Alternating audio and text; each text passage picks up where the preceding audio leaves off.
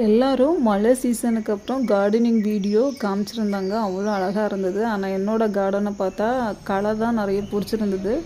மழை டைமில் நல்லா நின்றுருந்தாலே அந்த ஜெவந்தி செடி அழகாக இருந்திருக்கும். ஏதோ பெருசாக சாதிக்க போகிறோன்னு சொல்லிட்டு எல்லாத்தையுமே பிடுங்கி வரதில் நட்டு வச்சுருந்தேன். எல்லாமே அழுகி போயிடுச்சு. அப்புறமா காலையில் அக்காவுக்கு ஃபோன் பண்ணி ஒரு 4 கலரில் ஜெவந்தி கொண்டு வந்து கொடுத்தாங்க. மண்கலவை ரெடி பண்ணி வச்சுருந்ததுனால செடி நட்டுறதுக்கு ஈஸியாக இருந்துச்சு. உடனே நட ஆரம்பிச்சிட்டேன். சாயில் ஜெவந்தி செடி நட்டுறதுக்கு கொஞ்சம் லூஸாக இருக்கணும். அப்போ தான் அந்த வேர் பிடிக்கிறதுக்கு ஈஸியாக இருக்கும். ஃபஸ்ட்டு இது ப்ரௌன் கலர், அப்புறமா இது வயலட் கலர், அதனால் தனியாக வச்சுருந்தேன். நடுறதுக்கு இடமும் இல்லை, அதனால் ஒரே பாட்டில் ஒரு 3 கலரும் சேர்த்து நட்டிருந்தேன். ஃபைனலாக இது ஒயிட் கலர், அது கூடயே ப்ரௌன் கலரையும் நட்டிருந்தேன். இனி கொஞ்சம் பெருசாக வளர்ந்ததுக்கப்புறமா எல்லாத்தையும் பிரித்து நட வேண்டியது தான். ஒரு வாரம் கழித்து இந்த வீடியோவை காமிக்கிறேன். செடி இந்த மாதிரி வளர்ந்துருக்கு அப்படின்னு சொல்லிட்டு. நம்ம கையாலேயே செடி நட்டு அதிலிருந்து பூக்கள் அந்த பூக்களை பறிக்கிறதே அது ஒரு தனி மகிழ்ச்சி தான். இப்போ என்னோடய பொண்ணுக்கு ஸ்கூலில் பூ வைக்கிறதுக்கு அலோடு இல்லை. முன்னாடி எப்படியாச்சும் ஒரு பூ டெய்லி இருக்கும், வச்சுட்டு போவாங்க. இப்போ தான் பூக்கள் கம்மியாயிடுச்சு. மறுபடியும் வச்சுருக்கேன், பார்க்கலாம் எப்படி வருது அப்படின்னு சொல்லிட்டு. முதல் தண்ணி செடிக்கு ரொம்ப முக்கியம். அப்புறமா இங்கே பார்க்குறப்போ மாங்காய் கட் பண்ணிகிட்டு இருந்தாங்க. இதை பார்க்குறப்போ என்னோடய சின்ன வயசு ஞாபகம் தான் வந்துச்சு. அம்மா என்ன பண்ணுவாங்கன்னா, மாங்காய் இதை மாதிரி வெட்டிட்டு அதோட விதையை எடுத்து குழம்புல போட்டுருவாங்க. மாங்கொட்டியை எடுத்து அவ்வளோ டேஸ்ட்டாக இருக்கும். இதை சாப்பிட்றதுக்கே எங்கள் வீட்டில் நான் என் தம்பியெல்லாம் போட்டி போட்டு வருவோம். ஆனால் அம்மா எனக்கு தான் கொடுப்பாங்க, ஒழிச்சு வச்சுருப்பாங்க. அவ்வளோ டேஸ்ட்டாக இருக்கும் இந்த மாங்கொட்டை குழம்புல போட்டு சாப்பிட்றது. அதுவும் மீன் குழம்பு சொல்லவே வேண்டாம், அவ்வளோ அழகாக இருக்கும்.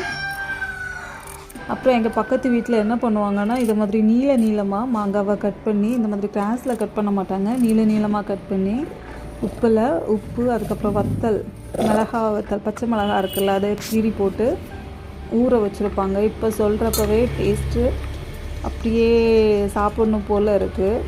அவ்வளோ அழகாக இருக்கும். அப்புறம் வெயிலில் காயவே வச்சுருந்தாங்க. அதுலேருந்து ஒன்று எடுத்து சாப்பிட்டு பார்த்தேன். செம்ம புளிப்பாக இருந்தது. ஒரு ஆர்டிக்கலில் படிச்சிருந்தேன் ரீசெண்டாக, இப்போ தான் போன வாரம் இருக்குதுன்னு நினைக்கிறேன். இந்த பனிக்காலங்களுக்கு வெள்ளரிக்காய், ஆரஞ்சு, எலுமிச்சை இந்த பழம்லாம் சாப்பிட்டா உடம்புக்கு நல்லது அப்படின்னு போட்டிருந்தாங்க. அதனால் என்ன பண்ணான்னு சொன்னால், சரி நம்மளும் ட்ரை பண்ணுவோம். லெமன் ஜூஸ் குடித்து நிறைய நாளாச்சு அப்படின்னு சொல்லிட்டு இந்த மாதிரி வித்தியாசமாக ட்ரை பண்ணேன். 4 ஸ்பூன் சீனி எடுத்துக்கிட்டேன். ஒரு 3/4 ஸ்பூன் அளவு உப்பு போட்டுட்டு ஒரு பெரிய கப் அளவுக்கு தண்ணி எடுத்து ஊற்றியாச்சு. ஏற்கனவே ஒரு 10 நிமிஷத்துக்கு முன்னாடி சப்ஜா சீடு ஊற வச்சுருந்தேன்.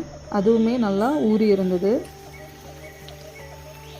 அதையும் தண்ணியில் சேர்த்தாச்சு. பாருங்கள், அது போகிறப்போ ஒரு குட்டி ஃபிஷ் தண்ணியில் இருக்கிற மாதிரியே இருக்குது.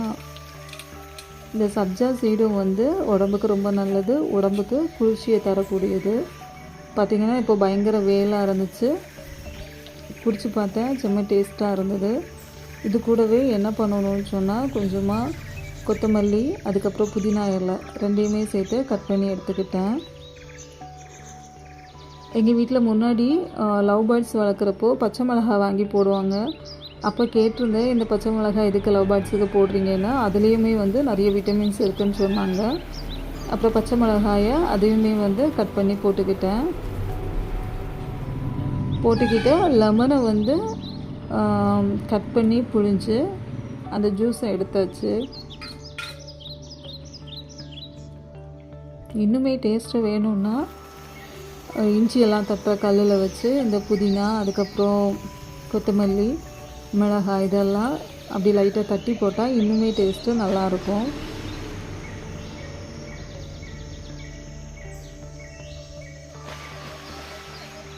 லெமன் வச்சு எலுமிச்சை பழம் விளக்கு பண்ணுவாங்கள்ல, அது இப்படி தான் பண்ணுவாங்க. அதை இப்படியே திருப்பிட்டால் போதும், எலுமிச்சை பழம் விளக்கு ரெடி. முக்கியமான குறிப்பு, எலுமிச்சம்பழ விளக்கு ஒரே எலுமிச்சை பழத்தை கட் பண்ணி அதில் மட்டும்தான் விளக்கு பண்ணணும். இப்போ இதில் பாதி 2 எலுமிச்சம்பழம் எடுத்துகிட்டு இதில் பாதி அதில் பாதி அப்படின்னு சொல்லி எலுமிச்சைப்பழ விளக்கு வந்து வைக்கக்கூடாதுன்னு சொல்லுவாங்க.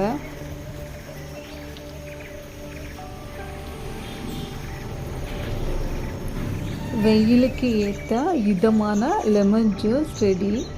நான் வந்து இந்த மாதிரி தான் அப்படியே தான் எடுத்து குடித்தேன். ஃபில்டர் எதுவும் பண்ணலை. ஃபஸ்ட்டு நினச்சேன் ஃபில்டர் பண்ணி குடிக்கலான்னு. அப்புறம் அந்த மிளகா போட்டோம்ல, பச்சை மிளகா, அதை மட்டும் வந்து எடுத்து கீழே போட்டுட்டு ஜூஸை அப்படியே குடித்தேன். டேஸ்ட்டுமே ரொம்ப அருமையாக இருந்துச்சு. இந்த கிளைமேட்டுக்கு ட்ரை பண்ணி பாருங்கள், உடம்புக்கு ரொம்பவே நல்லது. என்னோடய ரொட்டீன் அப்புறம் என்னோடய கார்டனிங் vlog பார்த்துருப்பீங்க, பிடிச்சிருக்கும்னு நம்புகிறேன். இந்த வீடியோ பிடிச்சா லைக் பண்ணுங்கள், கமெண்ட் பண்ணுங்கள் அண்ட் நம்ம சேனலை சப்ஸ்கிரைப் பண்ணுங்கள். மீண்டும் சந்திப்போம் மற்றொரு வீடியோவில். நன்றி.